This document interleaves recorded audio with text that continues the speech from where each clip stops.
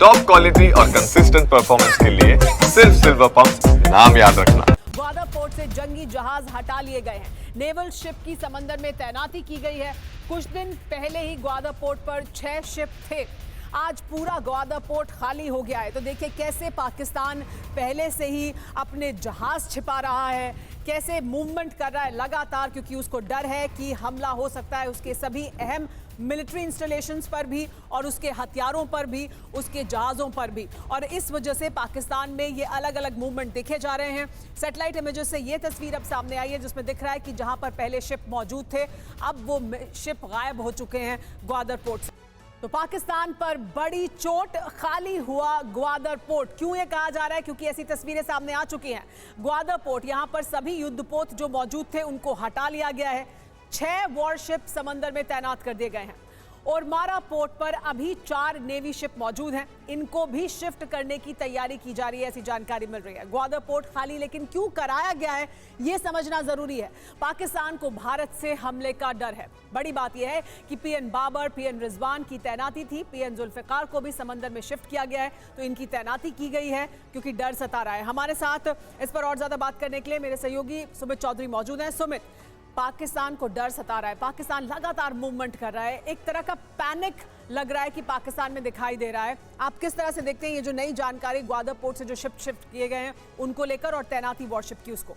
देखिए, ये तैनातियां तब की गई है जब अरेबियन सी के अंदर से हमारा जो आईएनएस विक्रांत है वापस आया। और खास बात यह कि उसके जाने के समंदर में पेट्रोलिंग करने के साथ ही पूरे पाकिस्तान में हड़कंप मच गया था। और इसी के बाद पाकिस्तान ने आनन फानन में बड़ी तैनातियां करना शुरू कर दिया है। और ग्वादर की अगर आप स्ट्रेटेजिक लोकेशन समझिए, उसकी इंपॉर्टेंस समझिए कि अगर ग्वादर गया तो निश्चित तौर पर जमीनी तौर पर पाकिस्तानी सेना बहुत ज्यादा वीक है, क्योंकि BLA यानी बलूचिस्तान लिबरेशन आर्मी लगातार पाकिस्तान के बड़े अफसरों को, बड़ी पेट्रोलिंग एरियाज को अटैक कर रही है। तो अगर ऐसा हुआ तो ग्वादर के जाने के बाद सीधा 350 किलोमीटर के बाद आपका कराची एरिया पड़ता है, जो पाकिस्तान के लिए मेजर कंसर्न है। इसीलिए पाकिस्तान इस समय ग्वादर को आप कह सकते हैं सेफगार्ड करने के लिए, सेफ करने के लिए सारी आप कह सकते हैं कि वेसल्स को डिप्लॉय किया हुआ है और कोशिश में है कि कम से कम ग्वादर पे किसी तरीके का कोई खतरा ना मंडराने आए। सुमित, एक और अहम जानकारी जो मैं चाहती हूँ कि हमारे दर्शकों को ये बताया जाए कि दरअसल भारत जब जो कदम उठाएगा, इसकी खुली छूट सेना को दी गई है, वो अपने हिसाब से ऑपरेशन करेंगे जब जहां जैसे उन्हें सही लगेगा, ये प्रधानमंत्री ने भी कह दिया है। लेकिन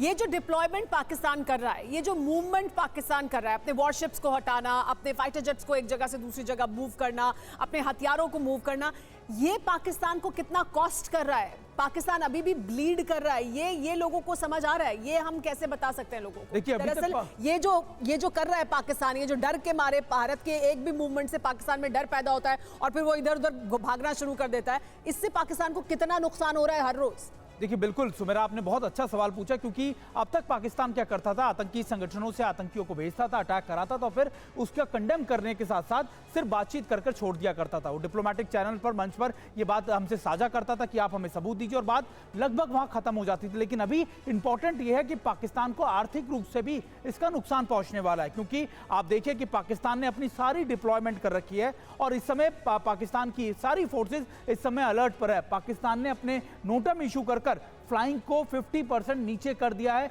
फ्लाइंग को 50% अपनी एयरफोर्स की कम किया, क्योंकि उसको पता है कि अगर लॉन्ग ऑपरेशन चले, अगर ये वॉर या फिर ये सिचुएशन लंबी चली, तो पाकिस्तान के पास फ्यूल से लेकर महत्वपूर्ण साजो सामान नहीं बचेगा। पाकिस्तान बचत के मोड में है। पाकिस्तान ये जानता है कि अभी अपने रिसोर्सेज को बचाकर रखना पड़ेगा। तो निश्चित तौर पर आप मानिए पाकिस्तान के ऊपर इसका दबाव हर रूप से, हर लिहाज से बेहद ज्यादा है और हर दिन वो उसको महसूस कर रहा है। बहुत शुक्रिया सुमित इस तमाम अहम जानकारी के लिए।